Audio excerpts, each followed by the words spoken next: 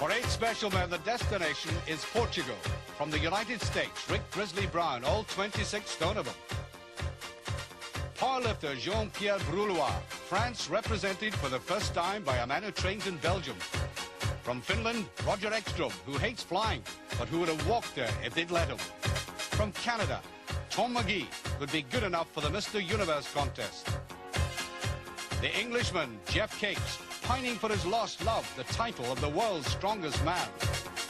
The ex-footballer from America, George Hector, who gave up punching opponents to pump iron. From Holland, Kees de Bruyne, the world super heavyweight powerlifting champion and loser. The title holder from Iceland, John Paul Sigmarsson, who surprised the world by beating Capes last year.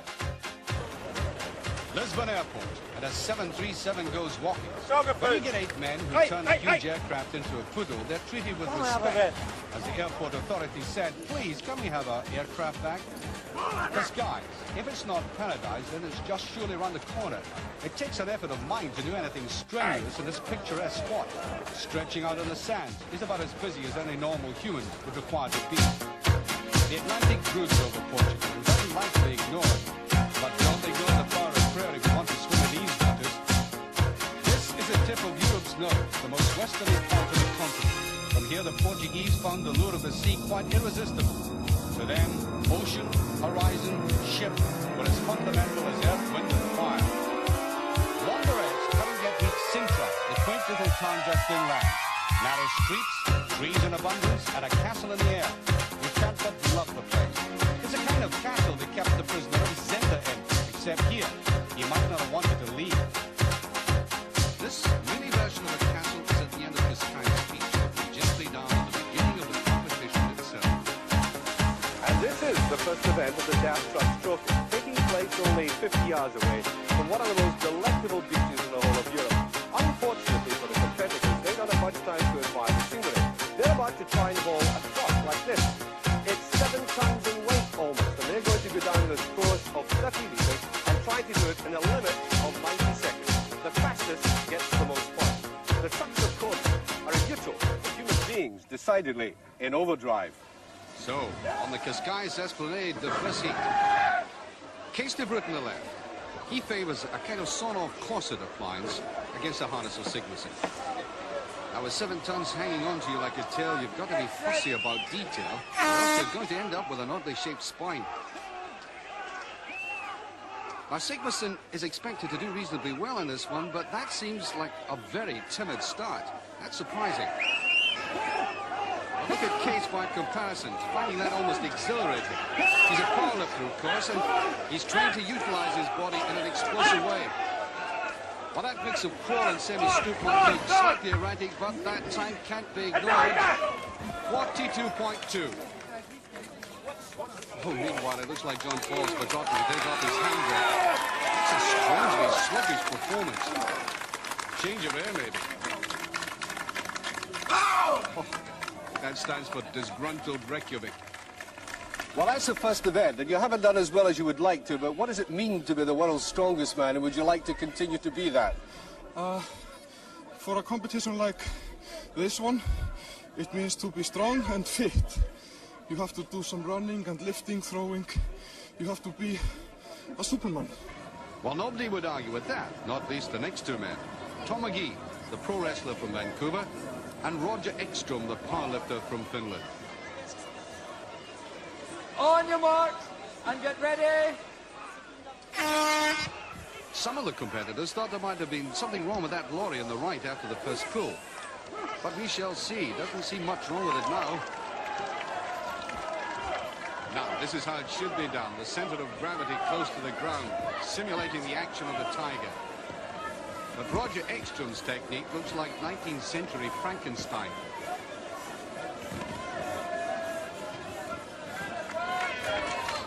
McGee's previous experience of this event is now showing as he lunges at the line in 41.6. He's in front. Oh, it's been too much for Ekstrom, though. He didn't apply himself the right way, and accordingly he suffered. I wondered if Tom McGee's biggest motivation came from simply wanting the title. Possibly. But a lot of it's just thinking about the money, really. And that keeps you going. Yeah. Well, there's 3,000 pounds at stake as Grizzly shapes up looking like some new kind of American missile. His opponent, Jeff Capes, is in a mood you might describe as keenly determined. On your That marks, means he's going to give and his all get from the set. start.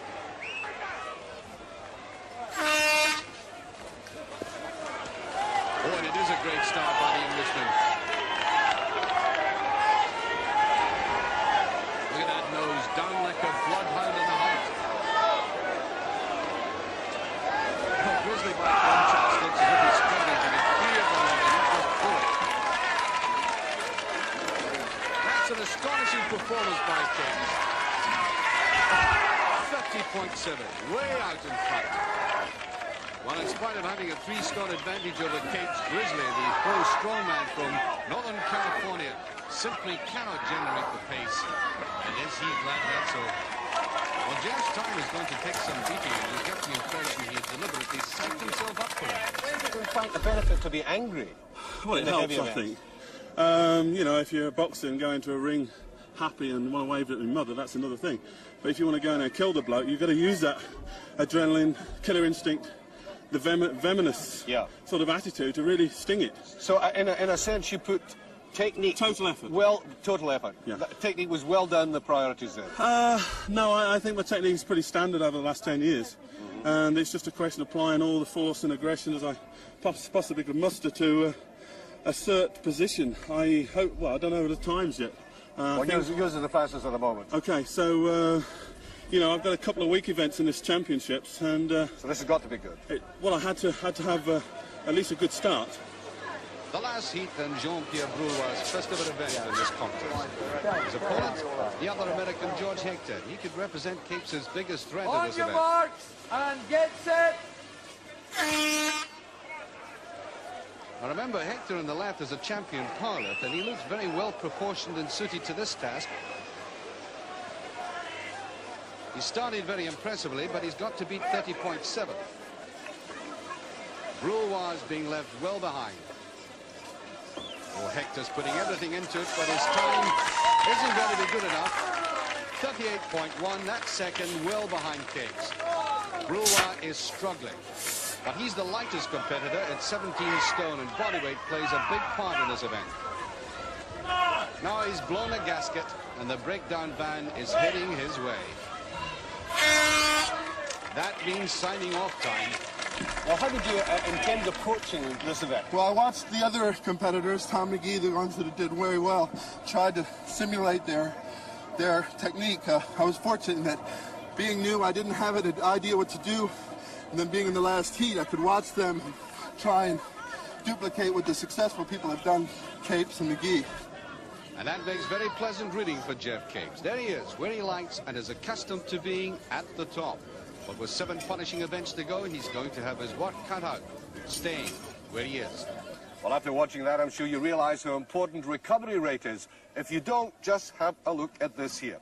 Now, this is what you might call a Portuguese breakdown, obstructing not the road, but the path of the competitors, each of whom is going to be asked to lift this old cart from this end.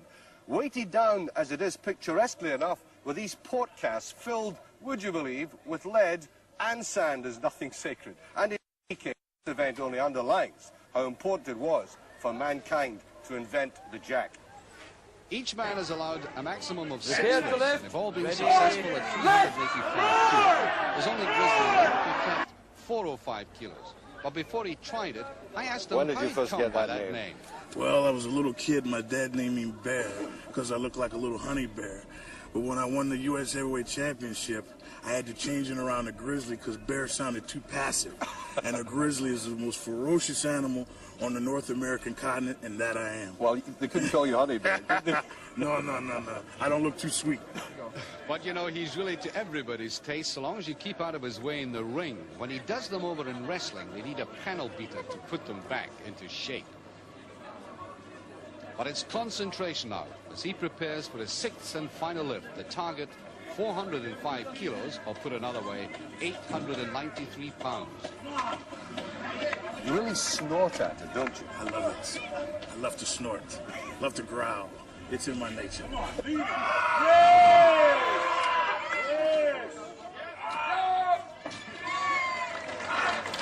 Don't be Amused by the skulls, it's their way of expressing polite satisfaction.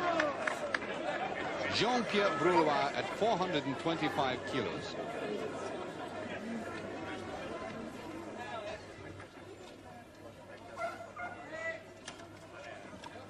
Ah, sacre bleu. In his company, even a 17.5-stone man can look like a little boy lost. Jeffrey Cate. Now, he always approaches this task like a man about to lapse into meditation. He's attempting 445 kilos, or 981 pounds, in his 5th lift.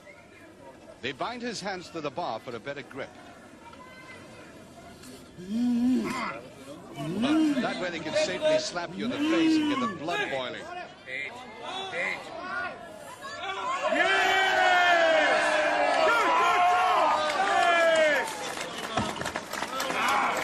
Well, you can hear from that he's doing better than even some of his admirers thought he would in this event. Now for powerlifter Roger Ekstrom. More weight's been added, and he's attempting 465 kilos, 1,025 pounds.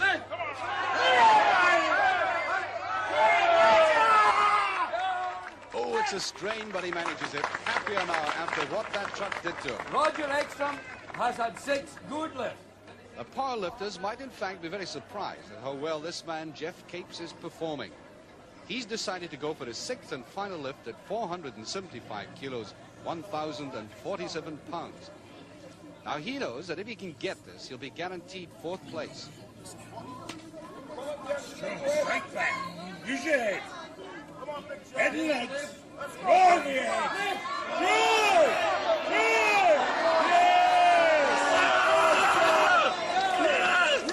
Oh, that's a defiant shout against all these people who thought he was over the hill. Canadian Tom McGee psyching himself up as he prepares to lift 485 kilos. Tom McGee. Now, to be fair, Tom's been complaining of stomach pains, but he's carrying on.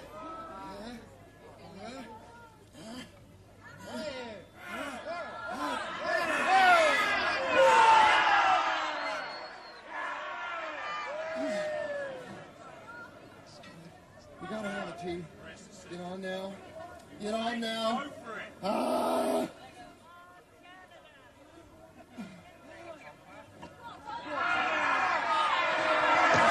No, the soliloquy hasn't helped. He's finished, and he knows it. There are 3 left now. And firstly, Kees de Vroet. He has 90 seconds to try to lift 485 kilos. For you. Up! Here's the lift. Ready. Go, Kees! Alles eruit! Laat die grote rug werken!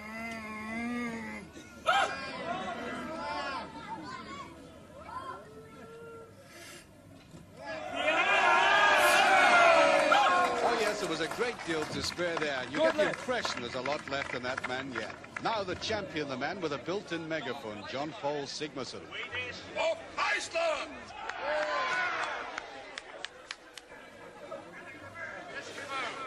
Some very brave person in the crowd has actually called him an Eskimo. And he's heard that remark all right.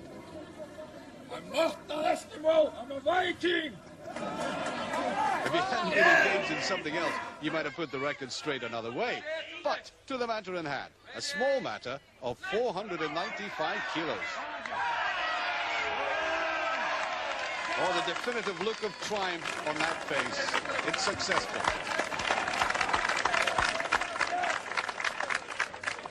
George Hector from Maryland. He was beaten recently by Kees de Vroet in the powerlifting championships in Helsinki. The possibility of revenge might stiffen the sinews. The target, 515 kilos.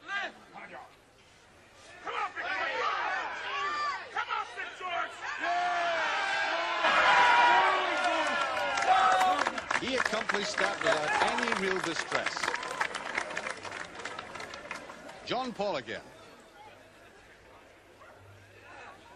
515 kilos of sand are now packed onto that poor cart, which looks as if it might never recover from the experience.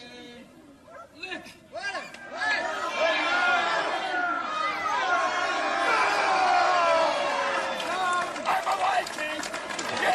was also a bouncer in a disco in Iceland, and we have to assume it was a very well-behaved disco indeed.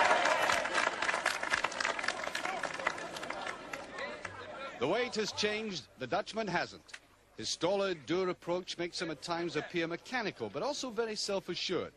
He has a cruel and sadistic 525 kilos, 1,157.5 pounds to cope with here.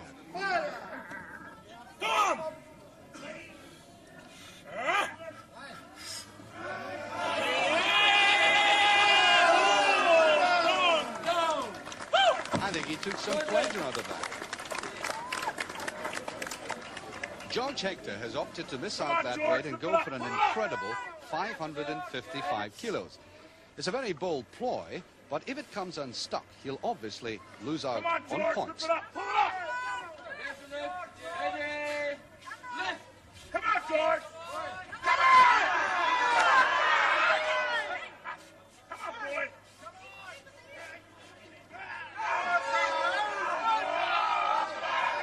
Well, it's clearly well beyond him, and George's gamble hasn't paid off. Muscles and sympathy. What a great incentive now for the Icelander. He did badly in the truck pull, so he now stands a chance of scoring maximum points if he gets 555 kilos. I'm gonna eat you!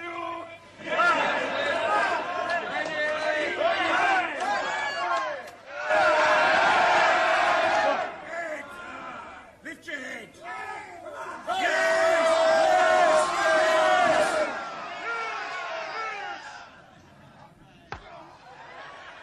First aid for the podcast, and second equal place for John Paul Sigmarsson. But it would have been a surprise, though, if Kees de Vroet hadn't won that one. He takes a maximum 8 points. Hector and Sigmarsson a point and a half behind, but very significantly, Capes hasn't allowed them to go too far away. These 5 points will come in very handy. And overall, Hector has edged out in front by that fraction. Capes and de Vroet are linked together, but Capes' great rival Sigmarsson is an unusual 4.5 points adrift of him. You want variety? Well, we've certainly got it. You've seen great strength in the powerlifting. Now we have strength and mobility and speed all in the one in this, the second barrel race, where the athlete takes the 80-kilo bag of sand, puts it on the shoulder, goes down the 50-meter course to the wheelbarrow and goes back for more. Now, this makes tremendous demands on the heart and lung, and therefore, it is no softening of the event to have this pure oxygen. So do not be at all surprised if even the biggest men eventually have to do this. And so in perfect weather, we await the first heat between Tom McGee against Grizzly Brown. Oh, McGee started as if he's come out of the blocks. Grizzly seems to be playing the marathon game, pacing himself. Well, I don't know about yours, but our Coleman never went that fast.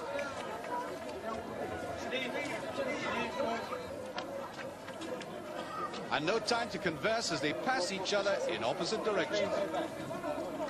Grizzly's huge girth simply isn't meant for such speed. Well, the man's looking white around the gills, but Tom's virus hasn't prevented him from turning in a reasonable time, 42.6. Do you think Grizzly's feeling it out there?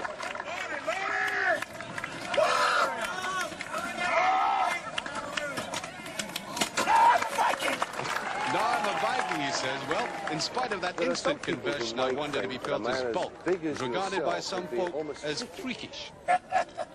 I'm proud to be a freak. I'm different. I don't want to be like anybody else. I don't want to be a pencil neck. I don't want to walk around being 165. It's good to be a little different, you know? It adds a little spice to life. Do you feel safer now because you're big and strong? No, I wouldn't say I was safer. I say cosmetically, appearance-wise, you wouldn't want to mess with me. Now, on the street, like I said, I'm the U.S. heavyweight wrestling champion. I'm nobody to fool with. But all this muscle, this 65-inch chest, these 25-inch arms, they can't stop a bullet, you see. So I'm not invincible, and I'm not a dummy. But don't push me, you know. But I like you, Archie. Thank heaven for that. All right. Now, these two will really be trying. George Hector on the left and Jeff Capes on the right. Jeff's speed and agility should count heavily in his favor. Well, he's off at an amazing pace, totally outstripping his opponent. Look at these big, huge legs gobbling up the distance, and this is very fast indeed. But now for this trying return journey.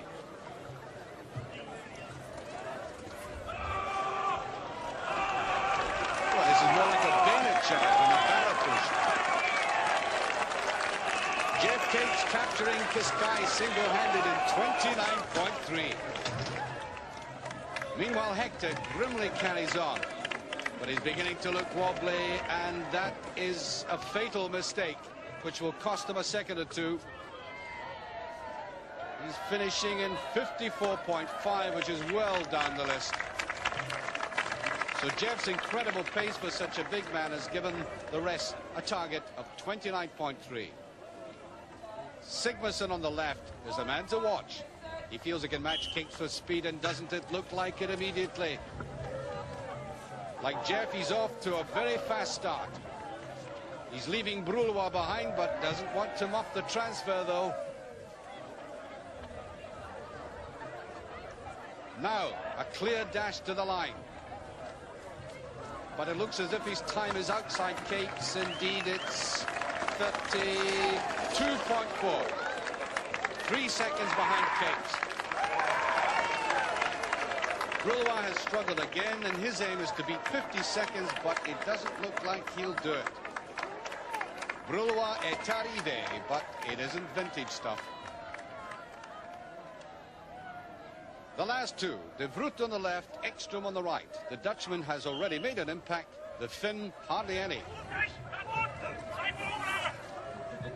But this is a much better performance by Ekstrom. He's tall, rangy, and his legs go right up to the armpits. And it's all smoother for him now. Well, this is clearly the closest race we've had, and the times are good, very good indeed. It's very close. Ekstrom inching it in front in 33.7, but he hasn't beaten Cates. So what was that about oxygen? Thus are the mighty nourished. Well, that win by Cates gives him another 8 points and his second victory. Roger Ekstrom badly needed that third place, but the always dangerous John Paul Sigmarsson is beginning to get into his stride. Just over 32 seconds, is that satisfactory? Yes. Stop showing your biceps. Yeah. Well, this man beside you, both of you are very close now. Are you beginning to get a bit edgy about that? Yeah, I had a very bad start, but I think a bad start is a good luck for me. Even giving this man, Mr. Cates, a start like that. But last year I hurt the lion. And when the lion gets hurt, Yeah. he comes back harder, and he's got to kill the lion before he's less dangerous. Well, the line is confidently in front at the moment. The ever steady Kees de Vroet is second, and significantly John Paul Sigmarsson has moved up to third place. But Jeff's 3-point lead is a useful buffer for any mishap that may occur later on. Well, as you can probably see, we're surrounded by bright, shining faces making a bit of a din. It's late afternoon, the sunshine is absolutely splendid yet, and no wonder there's expectancy, because I think the next event promises to be rather special. You see, this is a typical small Portuguese fishing boat, and this is a typical Portuguese fisherman, Jose Luis. Jose and his boat are about to make a special trip, not out to sea, but into dry land up this steep ramp. Jose usually drags his boat up in the company with another 8 Portuguese fishermen. But guess who's dragging it up this time? That's right, the competitors, except that they're doing it solo. Grizzly, like the others, will have a limit of 2 minutes to pull the prow of the boat over the finishing line. It weighs approximately 235 kilos, and he's got to pull it 12 meters.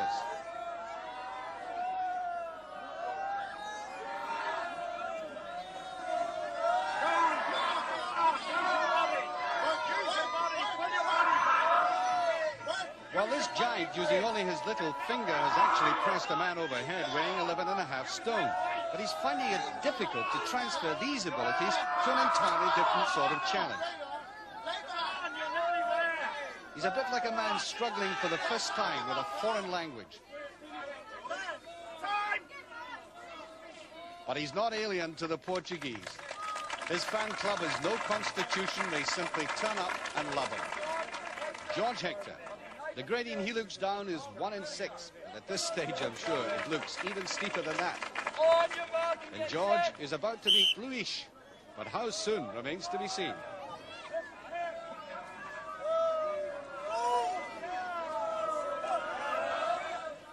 Well, he's developed a very smooth rhythm, and that is a must for a continuous pull.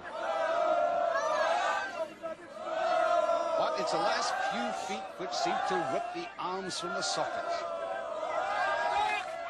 Time 28.9. And with this going on, the Skylark out there in the bay isn't doing much business. Jean-Pierre from Lille. Now, he has no English, but the word he should learn now is help. He's been overawed by the others so far, but he's learning all the time. This is the first time he's entered the competition, and next year he'll be a much wiser and stronger man. Well, he's straining all the way. It helps to have good, firm teeth to gnash on when you're doing this sort of thing. And his time, looking at the watch, is coming up to 38.9, 10 seconds behind Hector, but the crowd recognize a triumph when they see one. And now, for your delectation, all the world's a stage to John Paul. You get the impression that if he didn't have an audience, he'd rather play chess.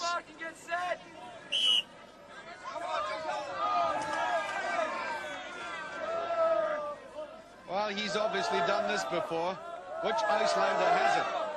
It's a firm, steady, remorseless pull, and visibly faster than any of the others. This is a crucial bit now. Straining at it as well, but confidently so. And it's coming up to the finish. It's 20.1, and that puts him well in the lead. That's a triumphant shout that the crowd are now accustomed to. It's time for a lap of honor. You get the impression he's modestly satisfied with that. And now for the contrast. Kees de Vroet, a very serious man. Somehow you get the impression he would smile only after a local anesthetic. But he doesn't mess about, and this is looking good.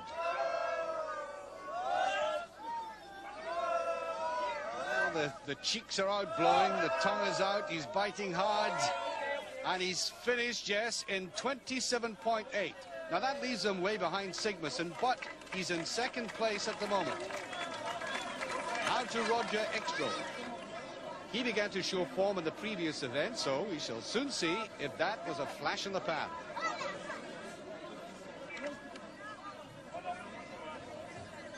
The big man is finished by birth, but lives in and competes for Sweden, but bemoans the fact that his country doesn't properly recognize his achievements, which include 4 powerlifting titles.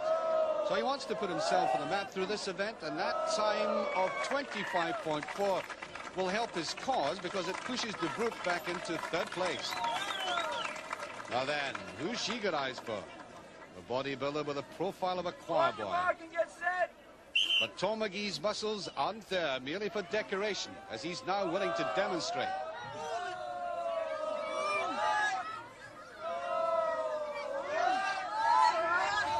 Alas, the lad has been suffering from that virus, and while the spirit is willing, the flesh is distinctly weaker than it ought to be. He really is going to the limits.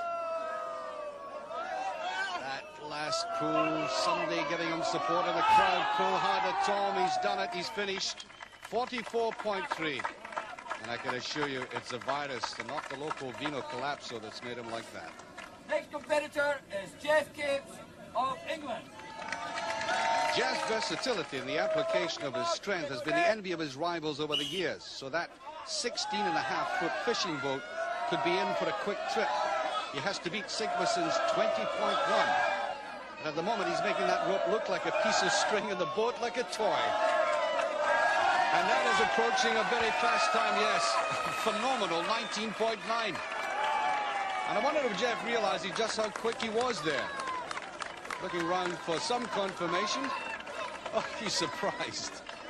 And over that profile of surprise are the results. It's Cape's 3rd outright win, but yet again, Sigmarsson is just in behind him, with Ekstrom picking up another 3rd place. But it did occur to me that with all these extraordinary demands being made on the body, was there not a persistent fear of injury? I think you've really got to go back from my athletic career. I mean, don't forget, I've been competing since I was 6 years old. I'm now 36 years old.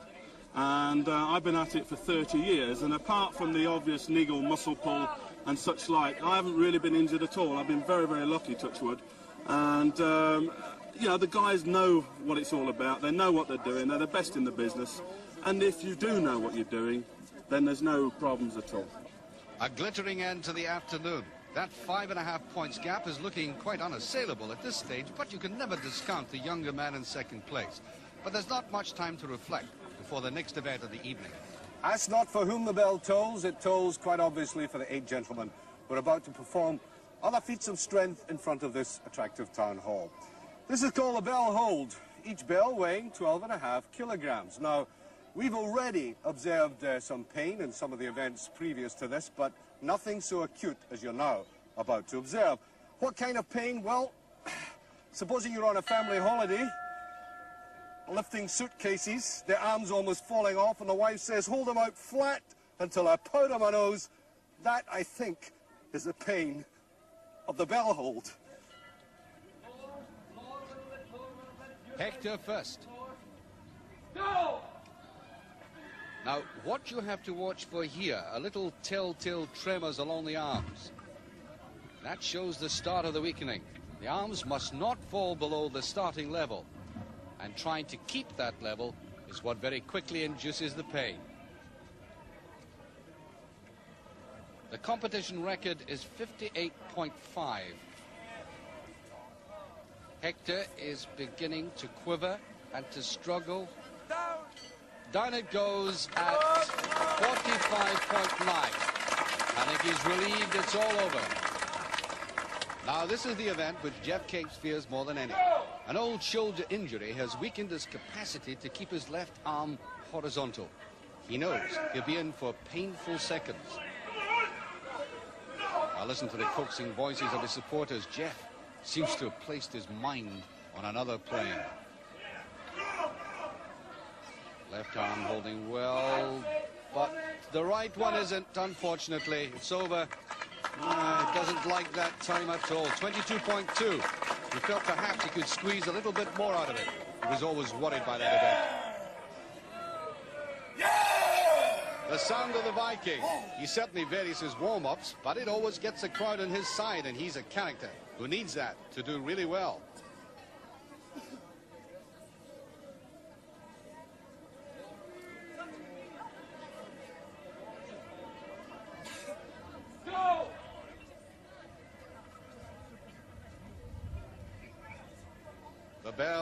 The bells, watch them. He has them well steadied at the moment, and he's biting deeply into the time.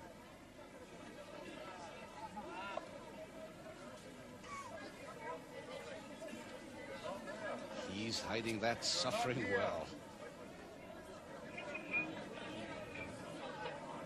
But I think we're just beginning to see the signs of collapse. Yes. It's down, and nevertheless, a new championship record, 58.6. Over to you, John Paul. What do you think of him so far, Jeff? Kies de Bruyne. Now, if powerlifting means anything at all, it means powerful arms and shoulders, and he is a world champion, so he ought to be able to hold out here. His very impassive nature breeds deep concentration.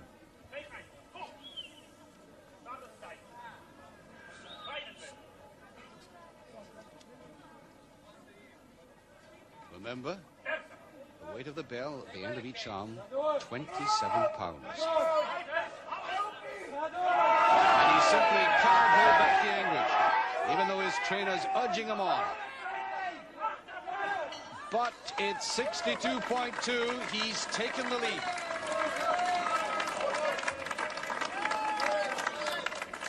And now the Californian who's put a smile on the competition, the gentle giant. Grizzly's been privately upset that he hasn't really given a true account of himself.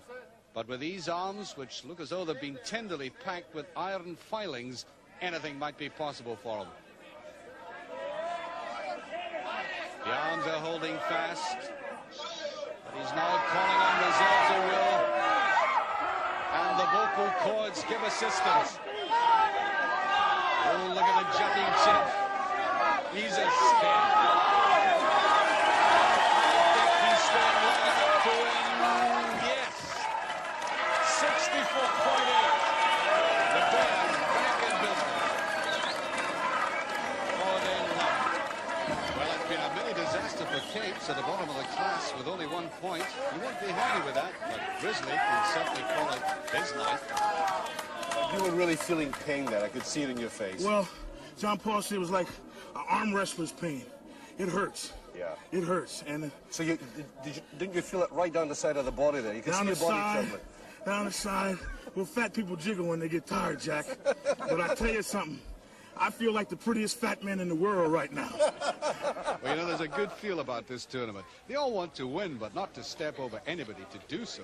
Well, I think there's a hell of a camaraderie among the guys. I mean, as I said before, these are new guys. I've never met them before, but there's already a family sort of occasion between us, and we're all supporting each other because we feel, you know, our place in sport is there to stay. Okay, how do you face it tomorrow then? I mean, you've gone full blast, it seems to me, except perhaps in the power. With Case de Broek at 30, Jeff Capes at 30, John Paul Sigmarsson at 29, George Hector at 23.5, and 3 events to go. Makes a marvellous final day. I think so.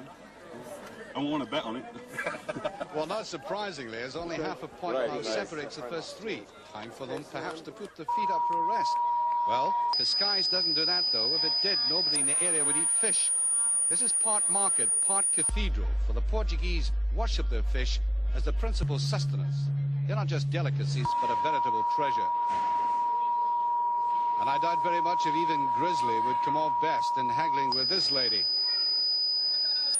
Her tic-tacs are like karate chops. The Portuguese are charming people, but you mustn't rush them. In Spain, it's always mañana, mañana.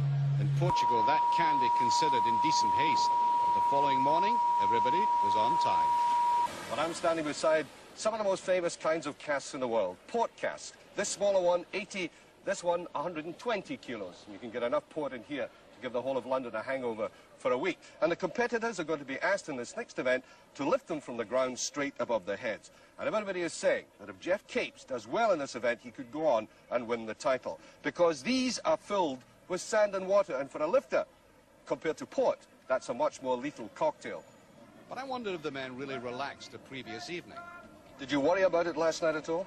Yeah, but you can't let that bother. What's happened, and you got to come into each event with a fresh attitude and try and do the very best you can and hope that the people ahead of you don't have that good a time and that you can, you know, do better than they can, or at least stay even so you don't fall farther and farther behind. To be honest, I've been rather surprised by the complexity of the event. So that was has it been harder than you thought? At 110. Well, I knew it would be difficult. Now we're at 115. So I was anticipating that. 253 pounds. So, no, not respect, no. I found during the Olympic Games that the Americans are extremely They haven't much patriotic. opportunity to practice with a cast, so they're faced with this awkward and unyielding shape. Even the best of them will find these lifts a problem. George! Well, now follows the difficult bit. He's got to get these arms up straight and locked. Not quite. It's the shape that's so awkward. That's it. Once he got it up there and steadied it, it wasn't much of a problem. Not showing too much strain. Come on! John Paul. Now, he began to look good again late yesterday. Has the overnight rest helped this man?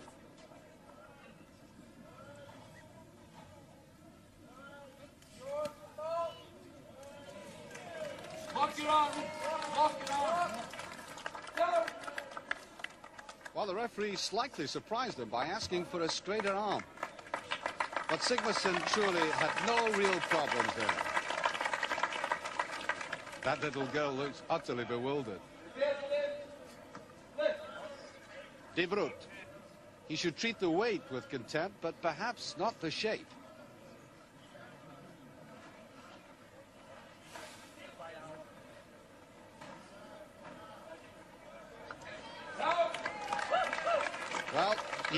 look as if the cask was entirely empty. Don't be fooled by that look. He's happy at his work. From Vancouver, British Columbia, Tom McGee.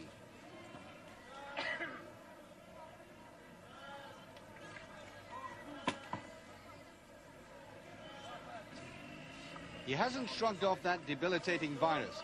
He still looks very pale and drawn, but nobody can talk him out of carrying on, and despite all, that is a clean effort. But one wonders just how long he can go on. Grizzly has a problem with this one. His waistline. Bending is more an expedition than an exercise to him.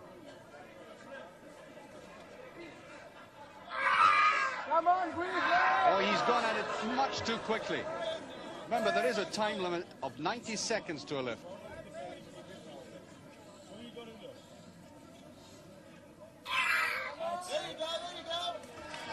Now he's got it. How does he feel about that one? That's the quote of the week.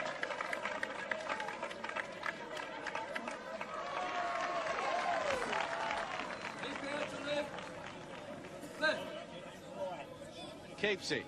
The big man's dignity was slightly mauled by his failure in the bell hold. But by the look on his face, he's going to eradicate the memory right now.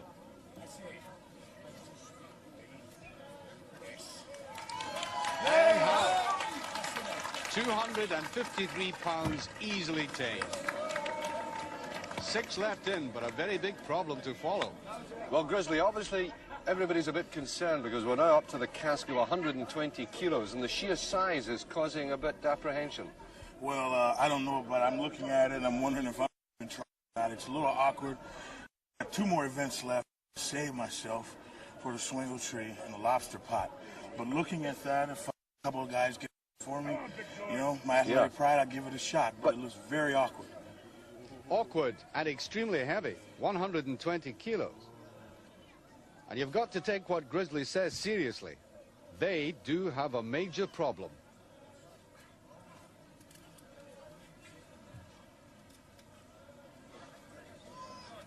Come on, George! Let's go, big guy! Well, it's now beginning to look more like a wrestling match than a lift.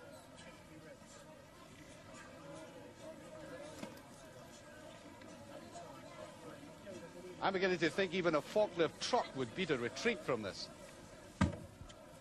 No, it simply won't go. But there's no disgrace in that. It was the shake that beat him. However, George is an experienced lifter, so does he think it's at all possible for anyone to lift him? John Paul or Jeff may be able to do it, Tom, but it's just too big for me. Yeah. If I got it the weight, I'm not a consequence. When it's distributed like that, I can get it on my knees, but I can't do anything under it to put it over your head. Do you think it might have been fairer to have had an increased weight in the smaller cask? But they won't contain it. The weights they're putting inside, they won't contain it. They need a much denser material. Well, let's have a look at this one. Now, what's he trying to do, George? Well, he's going to have to get it to his chest first. He may be... it won't be easy for whoever does it, but... Yes! All right.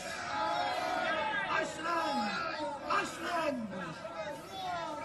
He's going to roll off it. He's rolling off it a bit. He can do it, he can do it. He seems to have mastered that wide hold. It's almost there now. The switch and hold the balance all into one. Well, He came a lot closer than I did. done again. Tell him, John Paul!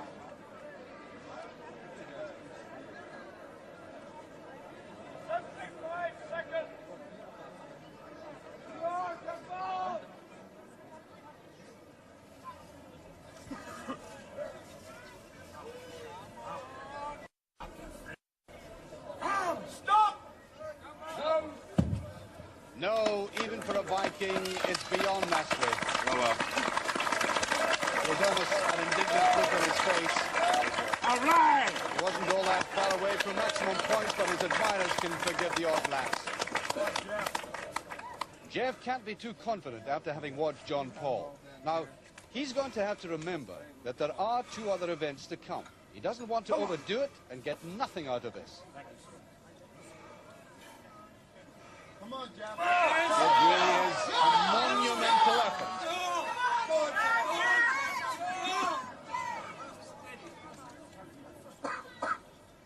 He's not going to give up easily.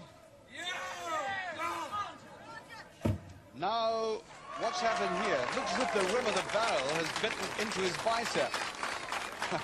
You can go off port cast quite quickly, you know. The doctor will look at his arm. Let's hope it's not too badly injured. So the result of that tortuous exercise means that we have 6 men sharing first place. But trying to lift that barrel was a Herculean task. Does Jeff regret the amount of energy he must have expended? In strategic terms, I think you must live to fight those next 2 events. Because if you look at it, I think there were 6 of us shared equal points. So basically, we're on scratch again as we was last night. And in a sense, that's not too for you, is it? In a sense, no, but it'll be very interesting in the last 2 events. The organisers couldn't have arranged a better finish than this. We'll have 2 more events in the silky Portuguese afternoon to enjoy before we know who the world's strongest man is going to be. What you're now about to see in this tiny little part of Portugal is a very old Scottish sport, and Scotsman David Webster, who's the referee for this, is going to demonstrate it with me now. It comes from the old farmhouses in the northeast, in which in the winter the farmers would sit like that and test each other's strength. And one would try to pull the other from his seat just like that. David, of course, isn't trying. How could he against me? The competitors are trying. It's the only event in which they are in direct contact with one another. Are the men, I wonder, as placid about this as Cascais Bay? I should think, now time will tell, because I've never done it before, I should think a tall person with very powerful hips, Jeff Cape, should win. It would be my pick. Oh, good old George. Well, we'll see. You win, you buy my boy a shirt. I win, I buy your boy. All right? The irrepressible pair, Grizzly and John Paul. The formal grip is one hand over the bar, the other under. Fierce looks are optional. Well, body weight, and in Grizzly's case, 26 stone of it will play a big part in this contest. But that's a pleased girl. After all, it isn't every day you get one over on John Paul and get away with it. That pair are really lapping this up. In the first series of bouts, only 1 pull is required. McGee and Ekstrom face each other for 7th and 8th place.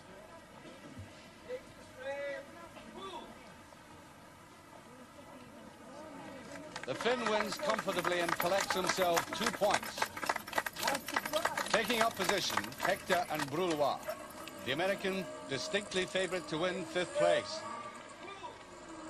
And very promptly proves it, although he doesn't like the 3-point landing. In the round-robin series of bouts, each one has a chance of coming back after a poor start, like John Paul, who, despite his first defeat, has an opportunity to get 3rd place. Which he does against a surprise De Vroet, and that could be costly for the Dutchman. The final, California against Lincolnshire, the best of 3 pools. Cape squipping the bar away. Quick. Grizzly doesn't know what happened. Cape up. Well, Grizzly does have another chance, and John Paul is turned unpaid cheerleader.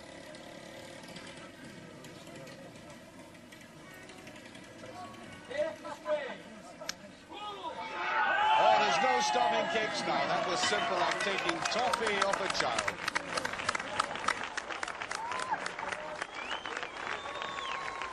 It's his 4th victory, and the big man knows now he's poised to regain that much coveted title. He's edged further away from the Icelander and the Dutchman. The overall position with just 1 event to go is a very useful lead, but far from impregnable, because what now follows is that which could break the best of them. We've been dealing with athletes who are obviously highly fit, highly disciplined, and who spend a great deal of their time devoted to ensuring that their body fitness is almost perfection. Now, that makes them highly competitive. We've seen that. But what has shone through as warmly as this Portuguese sun has been their humanity. I don't think I've ever experienced such a spirit of cooperation between such a tightly knit bunch of athletes ever before.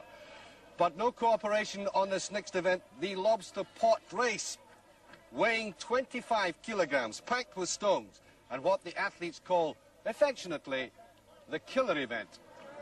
This particular form of torture consists of running up the steep ramp from the boat to the lorry 30 meters away with 10 pots. You will observe that Grizzly has turned tourist. This most amiable of men has decided he's enjoying life far too much to try to drag any more speed out of that 26.5 stone torso of his. So why not just keep Tom McGee company? To see how stylish Californians enjoy a walk in the sun. McGee has heard of the tortoise and hare story. He cares not a jot for the moral. Because the bear is content to let folks see how 26.5 stone might handicap you when it comes to slopes and lobster pots and speed. But as a lovable human being, not one jot. McGee could turn out to be a very important man in this if his time is fast, which it now promises to be. But he's finding out the nature of the beast. The hill and the lobster pots are beginning to take their toll. That initial drive's gone. He and his virus are struggling the last few spiteful yards. By that time, in 2 minutes 3 seconds, Coetzee keeps a problem if he fails to reach his true form. And it's a brave effort from the Canadian. Perhaps Grizzly thinks he should now audition for Superman 4. Kees de Vroet and George Hector have decided on an entirely new tactic.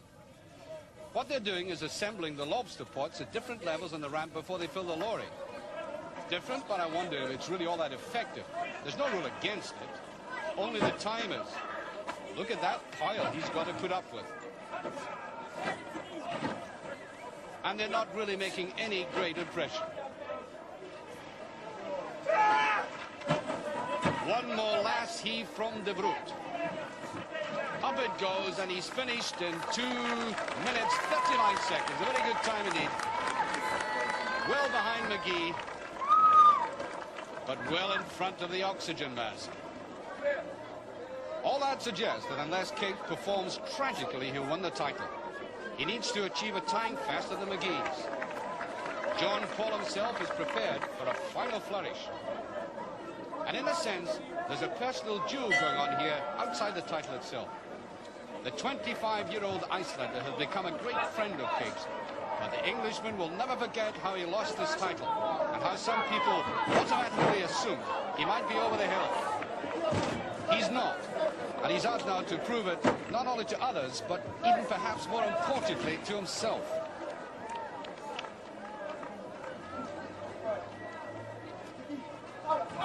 Signussen is increasing the gap, but it's a time, the individual time, that's most important. For Cape's 2 minutes. Trailing though he is, if he can get inside that, he's won the title.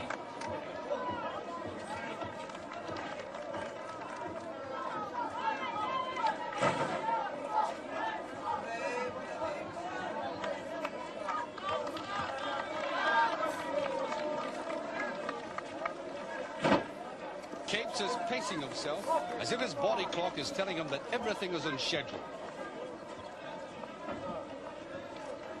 It's all now a very hard grind. And beautiful sands become a pestilence as the legs tire and the wobbles spread from the knees up through the body.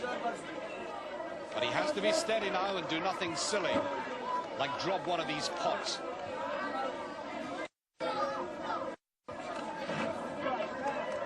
The frame remains upright. The last 2 pots for the Icelander. The final surge. And it's all over in 1 minute 41.1 seconds. Time for a last demonstration. The skies might even ask him back as a tourist attraction. But the eyes are on Kate. Up for these last 2 pots. Look at the timekeeper. Has he done it? Yes! Would you believe it? 1 minute 57.9. He's come back. Second place enough. Title his again. The one he merely loaned out for the year to the man who sportingly raises the arm of the new champion. So as the celebrations begin, confirmation of the last event. Tom McGee salvaging his pride with a hard-won 3rd place, which acted as Jeff's target time. The proud Sigmarsson abdicating with typically final defiance. But how did he feel when he heard Jeff shout, "The is not dead"? He was never dead, but I took his crown for 1 year, and I will be back for my crown, because I'm a Viking warrior. I will always be back. Grizzly's not a Viking, but he'll be back because he likes being with the greats. I think Jeff Capes is one of the greatest strongmen that ever lived. You talk about durability, you talk about Jeff Capes. You talk about a man who has endured and who seems to get better with age, like a fine wine.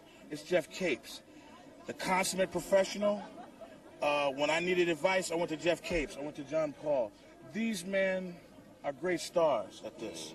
I'm a great star in my business. I'm a great strongman, but I'm also learning. Jeff Capes is the Muhammad Ali of strongmen. I don't think you could put it any better, could you? I couldn't put it no better.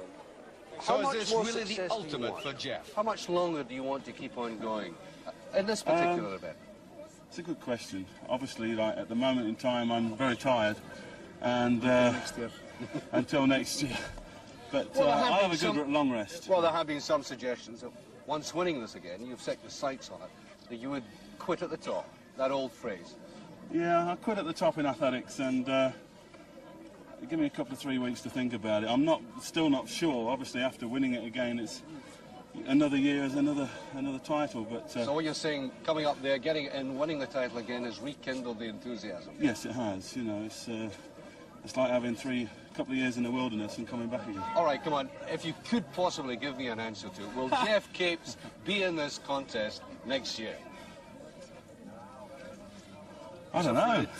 He's afraid. Listen to him. Yes and no.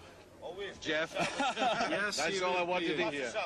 Jeff, thank you very much. Thank you. Lovely. The final statistics: Capes, Sigmarsson, and De Vroet. There wasn't much in it. Just aching joints, tired muscles, blistered hands, dented pride, soaring achievement. That's all. The late afternoon light is conveniently golden as Mr. Chu Geisen, Director, European Division, DAF Trucks, presents the trophy. The king and his courtiers are there. Jeff Capes still has one more lift to make, though. But when you're the world's strongest man, it comes easily. Body language. Body language.